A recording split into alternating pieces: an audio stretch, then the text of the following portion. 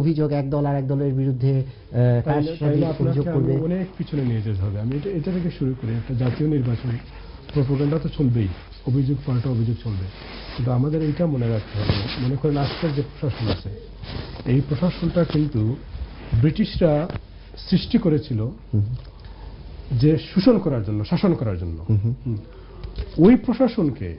ওই প্রশাসন ব্যবস্থাকে আমরা কতটুকু সেবার পর্যায়ে নিয়ে আসতে পেরেছি, পারি নাই। কিন্তু তদ্রূপ আমরা যে মানুষ, সাধারণ মানুষ যে সামাজিকভাবে আমরা যে ব্রিটিশের রাজত্বে এতদিন ছিলাম, পরে পাকিস্তান হলাম, আমরা যে স্বাধীন হলাম, আমাদের স্বাধীনতা বোধ, স্বাধীন, এটা আমরা কতটুকু আয়ত্ত করতে পারছি?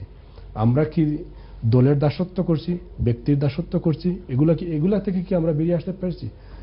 আমাদের ইনকলাব মঞ্চের প্রচেষ্টা হচ্ছে যে এইগুলা থেকে আমরা আস্তে আস্তে ধীরে ধীরে কিভাবে আত্মমর্যাদা সম্পূর্ণ জাতি হিসাবে আমরা গড়ে উঠতে পারি।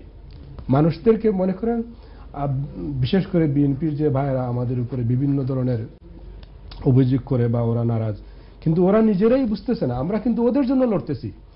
আমরা চাচ্ছি ওরা কেন একজন জিয়াউর রহমান হতে পারবে না, একজন কৃষকের ছেলে কেন বা একজন মেয়ে কেন খালেদা জিয়া হতে পারবে না, কেন ওদেরকে একজন নেতার সামনে গিয়ে হাত জোর করে বসে থাকতে হবে, অথবা ওদের বড় দলের নেতা কেন ইন্ডিয়াতে গিয়ে গুজু হয়ে অন্য একটা দেশের মন্ত্রীর সামনে মাথা নত করে বসতে হবে। এইগুলা যাতে না হয়, এর জন্যই আমরা চাচ্ছি হা ভোট, এর জন্যই আমরা চাচ্ছি হা জয়যুক্ত হোক। আমাদের এই যে প্রশাসনের কথা বললাম, মনে করেন আমার একজন যারা প্রশাসনে আছে ওরা তো আমাদেরই ভাই, আমাদেরই আত্মীয় স্বজন, আমাদেরই মানুষ। আমি নিজেও তো একটা মনে করেন অফিসের পিয়ন হতে পারি, মনে করেন একটা ভূমি অফিসের একজন পিয়ন, সে তিনি বেতন পান ৫,০০০ টাকা, কিন্তু উনি লাইফ লিড করতেছেন ১,০০,০০০ টাকা। এইটাতে উনি অভ্যস্ত হয়ে যাচ্ছেন, উনার ভিতরে একটা ভয় ঢুকে গেছে, যদি পরিবর্তন আসে, যদি আমি ঘুষ না খাইতে পারি, তাইলে ওই লাইফস্টাইল কি আমি লিড করতে পারবো?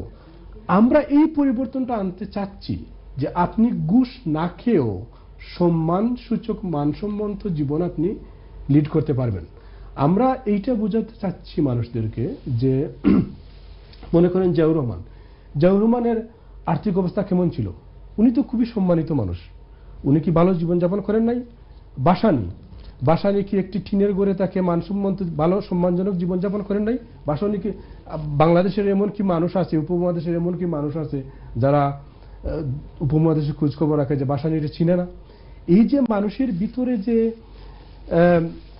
মেটেরিয়ালিস্টিক বস্তুবাদিত্বের যে দাসত্ব গড়ে উঠেছে বা গড়ে উঠা হয়েছিল এতদিনে, ওইটা থেকে আমরা মানুষদেরকে মুক্ত করতে চাচ্ছি।